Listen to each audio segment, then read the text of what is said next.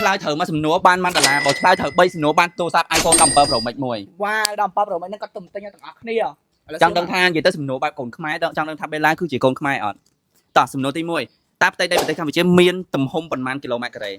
181.035 អូយបកែណោះ ខ្ញុំកូនខ្មែរ បាន1ដុល្លារ ឥឡូវសំណួរទី2បានអីគេ និយាយទៅបាន1ដុល្លារទៀត អូខេចាំមក2ដុល្លារ ភាសាអង្គរវត្តស្ថិតនៅក្នុងខេត្តណា AC ឥឡូវកូនខ្មែរអត់ខ្ញុំជាកូនខ្មែរនៅខេត្តសៀមរាបអូយបាន2ដុល្លារ បែកចឹងតែបកែណាសំណួរចុងក្រោយតើទង់ជាប្រទេសកម្ពុជាមានប្រមាណពណ៌ សួរចាស់ក្រោយនឹងបានអីគេ បាន iPhone មួយ iPhone 17នេះមែនសុំយកហើយណាតាណាហើយអូនអាគ្នាឡើងធ្ងន់ហ្មងណា3ពណ៌ខៀវសក្រហមខ្ញុំយកទូរស័ព្ទហ្នឹង អត់ទេឆាខុសហើយអត់ទេឆាខុសហើយ អត់ទេ ឆាខុសហើយ អត់ទេខ្ញុំបាននេះហើយអត់ទេខ្ញុំបាននេះហើយខ្ញុំទៅហើយអត់ទេ អត់ទេទូរស័ព្ទខ្ញុំទៅតែងអត់ទេទូរស័ព្ទខ្ញុំទៅតែងទូរស័ព្ទទៅតែងដល់បានផង